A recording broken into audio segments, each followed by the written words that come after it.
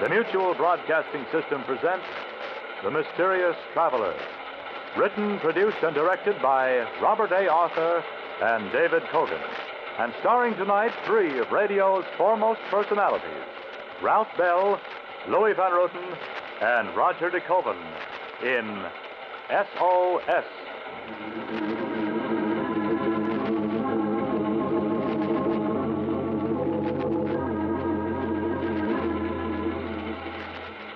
This is the Mysterious Traveler, inviting you to join me on another journey into the realm of the strange and the terrifying.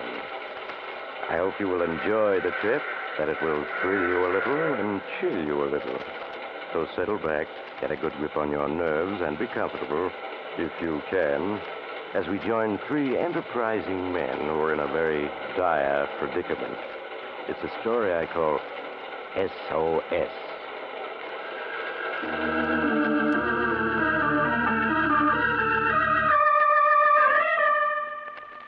My story tonight is about a group of unsavory individuals at the moment discussing a little unhappily their recent past. Yes, sir. Here we are, the three of us, adrift out here. How long is it now? How long, Mike? Let me alone. Ask Steve. He knows everything. Yeah, he sure does. Couldn't miss, he said. Couldn't miss. Still opportunities. You just had to recognize them. Isn't that what you said, Steve? Huh? Isn't that what you say? Shut up, Doc. Shut up. I've had enough of you. Look at him. Now he's going to turn on that automatic radio sender. Isn't that right, Shut up. Shut up. Do you really think someone's going to hear those signals? No, sir. We're adrift out here, but for good. You're wasting your time with that radio sender. No one's going to pick us up. Right, Mike? Stop bothering me. Let me alone. Yes. I can remember that day, Steve, when you first spilled the plan to us. Oh, you were the mastermind, all right. Remember, Steve, huh?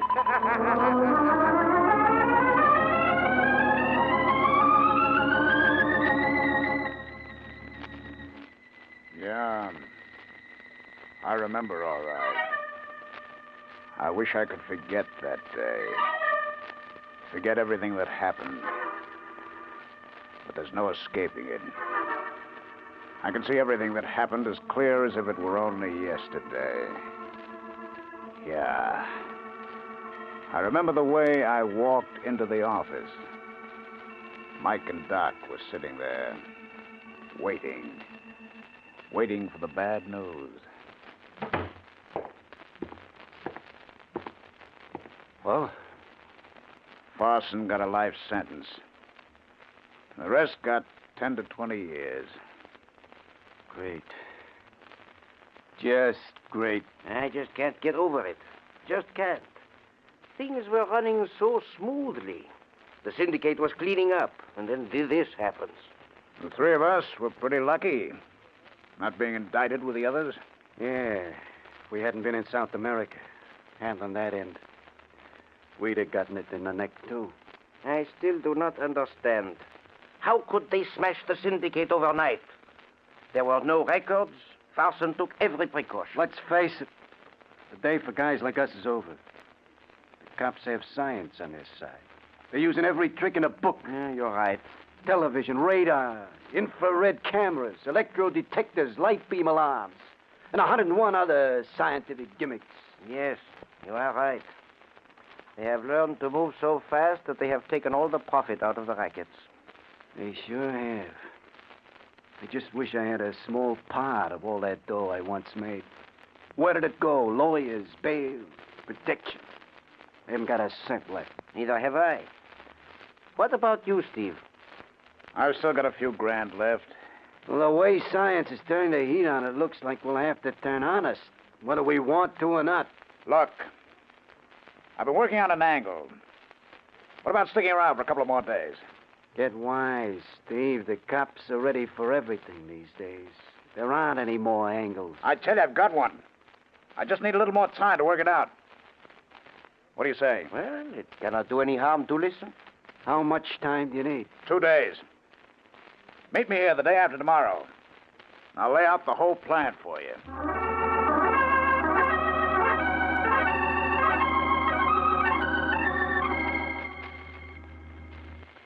Well, Steve, you still got an angle? Or did it blow up in your face? For the past 48 hours, I've been going over it, detail by detail. And it still looks good. Well, what is the job? Let's have it. The lifting of $5 million worth of uncut Martino diamonds from the S.S. Europe. What? You must be out of your head. Would require an army to take over that boat. It has a crew of over 300. This plan of mine can be worked with 3 men. Us. This I've got to hear. Just how would you go about it, mastermind? All right. 2 weeks from tonight, the S.S. Europe will be docking in London with $5 million in uncut diamonds and a shipment of 3,000 pounds of uranium under pressure. 3,000 pounds of uranium under pressure. What are you getting at? A half hour before the Europe lands, I go to the captain's quarters. You, Mike, you go to the radio communication office. And you, Doc, you go to the special room where the uranium is stored under pressure. Then what? I tell the captain that I have 1 man in control of radio communication and another in the uranium storage room.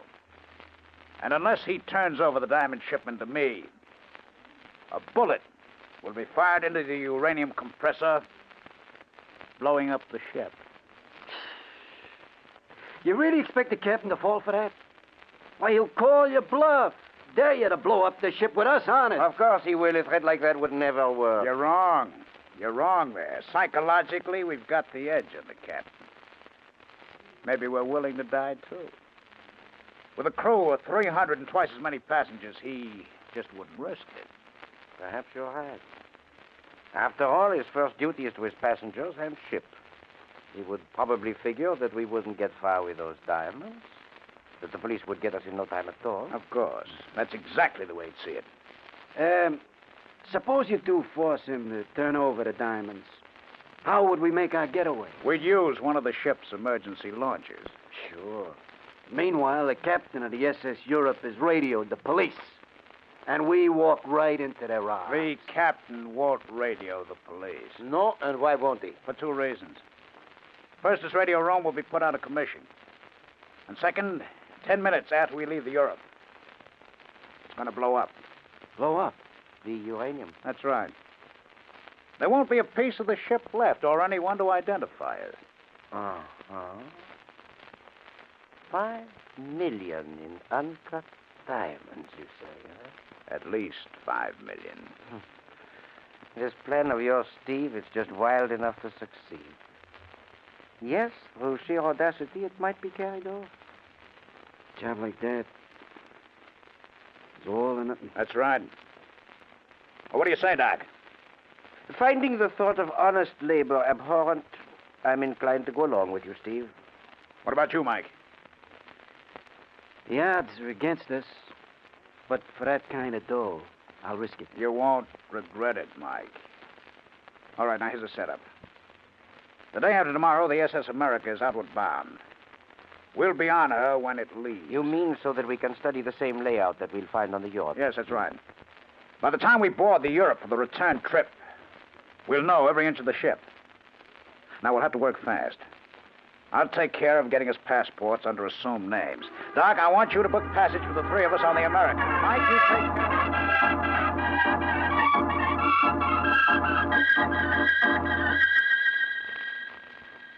2 days later, Doc, Mike, and myself boarded the SS America using false passports. We pushed our way through the other passengers, mostly vacationists, to our cabin on V deck.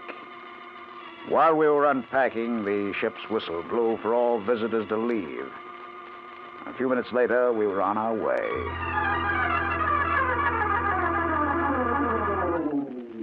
During the next 3 days, we covered the ship from one end to the other, taking pictures of the layout, learning the schedules of the crew. When we walked off after the 10-day trip, we knew everything there was to know about both liners.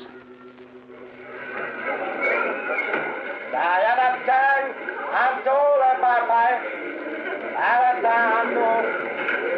Passengers will kindly step this way and show their passports. Come on, that's us. Hope we don't have any trouble with these passports. Stop worrying, will you? May I see your passport, please? Here you are. Thank you. Richard Werby, born in Boston, United States. How long do you intend to stay here, Mr. Werby? About a week. Have you ever been here before? No, this is my first visit. Our laws are quite different than those of your country. You will do well to study this booklet, which is issued by my government. Thank you, I will. Your passport is stamped. You may pass. Thank you. I trust you enjoy your stay with us. Next passenger.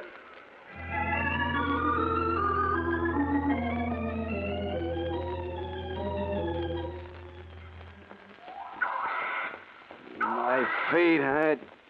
Why don't we go back to the hotel? We might as well see the local sights while we're here. So this is what all our fellow passengers came all this way to see. This place gives me the creeps. The natives, too. Everything looks so different. Oh, come on now. My gut's no way for a traveler to speak. Sure, this place is different from what you've known. But you'll find plenty to interest you here. Yeah. Just as soon be back in New York. It's all the same to you. Relax, Mike. Another week and you'll be back in New York. Relax, he says. I don't like places that are different. I like what I'm used to. These crazy birds. What do they call them anyway? I don't know. Do you, Steve? They're the national bird, called Martinos. Martinos. Yeah, look at them. Like vultures. Thousands of them. Oh, you'll get used to them. And all these canals. Never seen nothing like it. That's one of the great attractions here. People come from all over the earth to see these canals. Yeah, well, they can have them. Look at those ruins over there. The war's been over all these years, and yet they've never cleaned them up, rebuilt. Yeah, our rocket fighters sure leveled the countryside. No wonder the natives aren't any too friendly, huh? Did you say that again? I'll be glad when we board to Europe. Leave this place forever.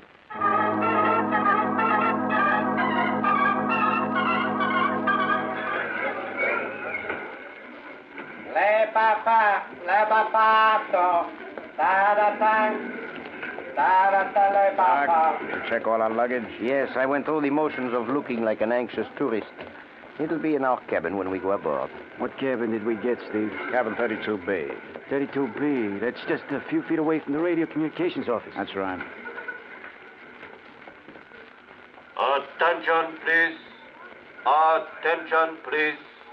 All passengers bound for London will now board the S.S. Europe. Departure time is 0900. All passengers for London will please board the S.S. Europe. Come on. That's us. We followed the returning vacationists aboard, had our passports checked, and were shown to our cabin.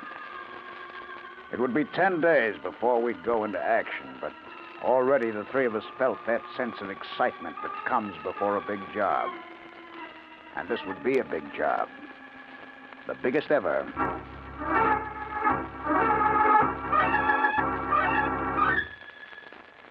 The minutes and the hours seemed to drag on that homeward trip. We checked the craft from stem to stern, and the layout was exactly like that of the SS America. On the final night out, all the passengers were celebrating, none of them suspecting that they'd never see London. At 4 a.m., with the liner just 1 hour from London, the three of us went over our plans for the last time. The interminable roar of the motors in our ears. Okay, this is it. You both have your guns? Yes, of course. Now, Mike, you'll take over radio communications. There'll be just one radio operator on duty. Remember now, take him quietly. He won't let out a peep. Good. It shouldn't take you more than a few minutes to put the radio and radar equipment out of commission. Now, make sure you don't damage the ship's intercommunication system. Just leave it to me. Doc, there's one crew member guarding the storage room where the uranium shipment is being kept. Once you've taken care of him, lock yourself in the storage room. Now, you don't come out until I give the signal. I understand. Now, have you got the demolition stick? It's right here. Good. I've explained how it works. When I rap on the storage room door, you plant the demolition stick under the uranium compressor, where they won't be able to see it. Right. We'll have to move fast now. That explosive will go off 10 minutes after it's set. Will we be able to get far enough away before the explosion? Oh, yes. The launch is on B deck, right outside the storage room. We'll be in the launch and away in a matter of seconds. Doc, you've already checked the launch, haven't you? Yes, I just came from it. It's all set to go. All right. That takes care of everything. Now, let's set our watches. I've got 4:26, 45 seconds. 50 seconds. 55 seconds. 4:27. Right, check. Okay. Let's go. The three of us left the cabin and separated on the deserted and dimly lit deck. I walked to the nearest staircase and went up to A deck. There wasn't a soul in sight as I walked to the captain's quarters. It was exactly 4:29 a.m. I lit a cigarette, waiting. On the horizon, far ahead, I could see the lights of London. I could feel the liner losing speed. At exactly 4:30, I knocked on the captain's door. Come in. Oh, come in, Phillips. Are we ready? Oh. I thought it was Phillips, my first officer. No, Captain. I'm merely one of your passengers. I'm afraid you'll have to excuse me. I'm due in the control room. We'll be landing shortly. You'll have to hear me out Yes, first, but I've Captain. just told you. God. What's the meaning of this? Sit down, Captain. Now, see here. Sit down. That's better. Then what is it? You're carrying $5 million in uncut Martino diamonds. I want them. You must be out of your mind. I'm not alone in this, Captain. At the moment, this ship is at my mercy. It's your mercy. Yes. My men have taken over key positions on this ship. I don't believe you. That isn't possible. No? Well, just as a test, pick up the phone and dial the radio communications office. Go ahead.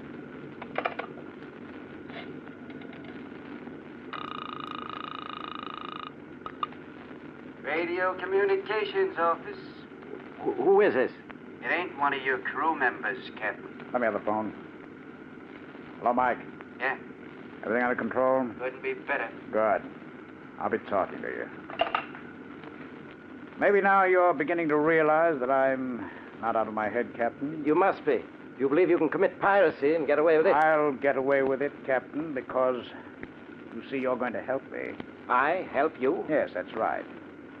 One of my men has taken over the storage room where the uranium is stored under pressure. You can't do that. Why, that pressure machine calls for constant care of an engineer.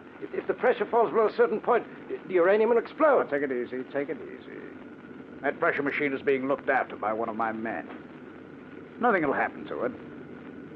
That is, if you do exactly as I say. You think I'm bluffing? You think I'm bluffing about the storage room?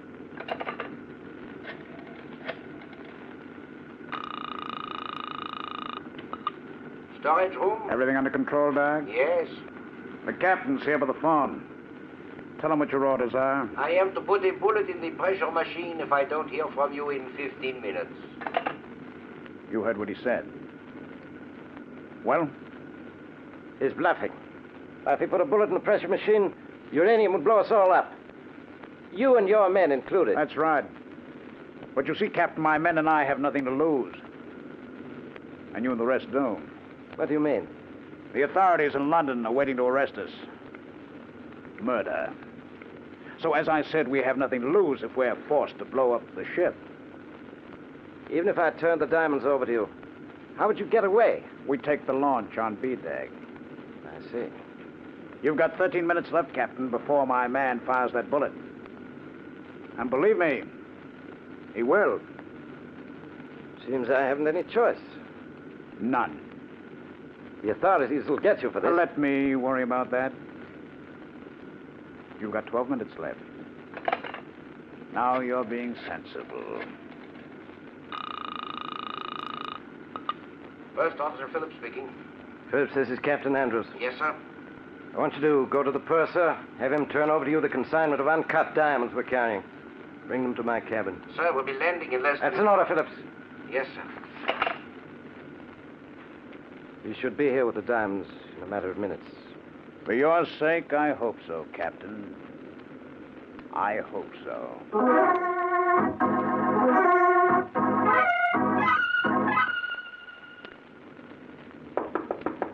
That must be Phillips now. Have him come in. Come in. I have the diamonds here, sir. Turn them over to this man. But, sir... Do as I say. The safety of the ship and our passengers are at stake. Yes, sir. Thank you. You don't mind if I look them over? What's this all about, sir? Seems that after many centuries, piracy has returned. Piracy, sir. Yes. All right, I've checked them. Now, Captain, if you and your first officer will escort me to B deck. Very well. Come along, Phillips. Yes, sir. After you, gentlemen. Our first stop will be the radio communications office.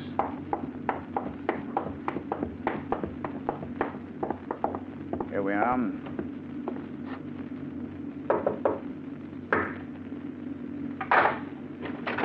Come on out on deck, Mike. Everything all right? Yes, stuff's in this box. All right, Captain. The next stop is the special storage room. Very well. Did you take care of the communications office, Mike? Yeah, they won't be sending out any messages. Good. Ah, here we are, Captain. Doc? Doc? Why don't he answer? Ah, the door's locked. Open up, Doc. It's us. Dave, something's wrong. Yeah. Look, let's take the launch and blow out of here. It isn't our fault something happened to Doc. You're forgetting one thing. We need Doc. He's the only one of us who knows how to navigate that launch. Yeah. Come on, let's break down the door. Together now. Scum it. Once more. There does it. Sir, shall I try to slip away and sound the alarm? It won't be necessary, Phillips. There's Doc, lying on the floor in there. He's out cold. Let's get him out. Well, the air in here. I can't breathe. The place is full of gas. We better get out of here before we pass out. That gas must have gotten Doc. Phillips. Yes, sir. Disarm these two men. Have the third one on our guard taken out of the storage room when the gas disperses. Very good, sir.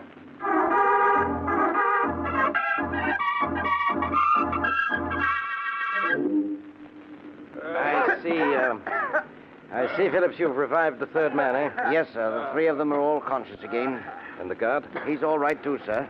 Oh, we found this, sir, in the third man's pocket. Demolition stick. As I see it, they were going to set it before they left the ship, sir. Blow up my ships and passengers, would they? Shall I put them in the brig, sir? Brig? No, Phillips. I'm not taking them into London. I'm dealing with them here. Now. Well, I don't understand, sir. This launch they were going to take, have it filled with concentrated food and water. Enough to last them for years. Very good, sir. Then I want the launch's motor completely demolished. Is that clear? Yes, sir. What? What are you going to do with us? You've attempted a crime unheard of for centuries. Piracy. I'm going to mete out the old punishment for it. I'm setting the three of you adrift. Adrift out here? No. No, you can't. You gotta take us into London. You got it. They're right, sir. It's your duty to turn them over to the police. You haven't the authority to... Mr. Phillips, pass judgment. out here I'm the law. You carry out my orders to the letter. Yes, sir. Captain, give us a break, will you? Don't set us adrift. It will be murder. That's what it will be. Murder. Can't set us adrift out there. You can't. I can and I will. You earned it.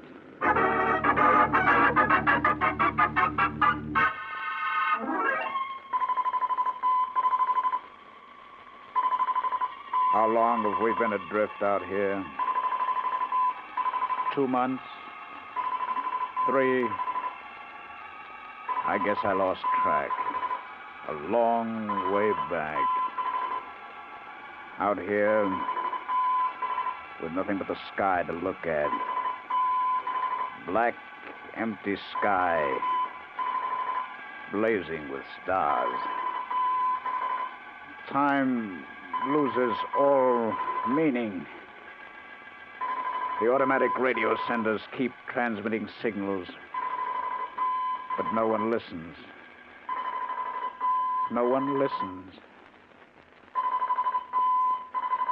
Yes,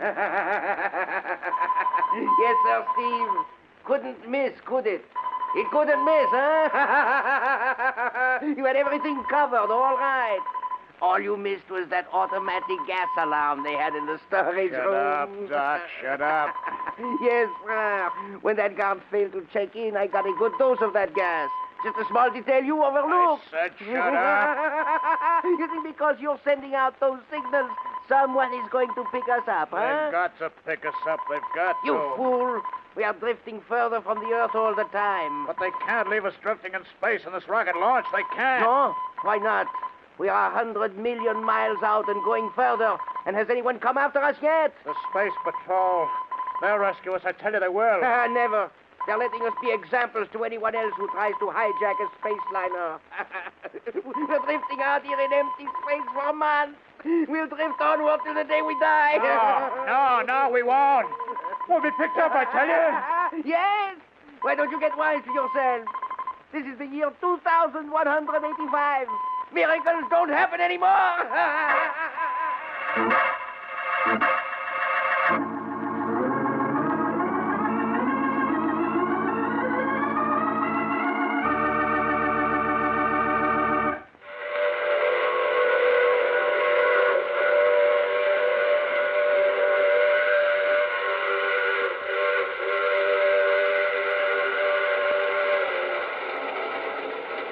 This is the mysterious traveler again.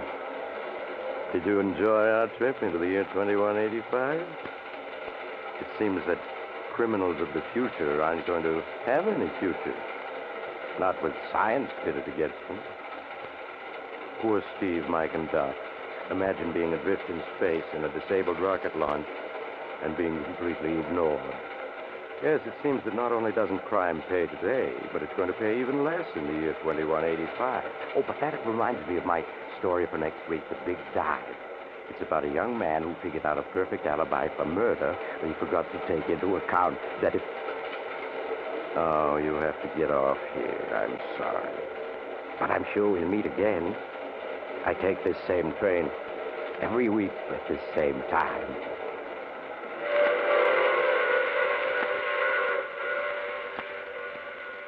You have just heard The Mysterious Traveler, which is played by Maurice Tarplin. In the cast were Ralph Bell, Louis Van Ruten, and Roger DeKoven. Original music is composed and played by Al Finelli. All characters in tonight's story were fictitious, and any resemblance to the names of actual persons was purely coincidental. Frank Waldecker speaking. This is the Mutual Broadcasting System.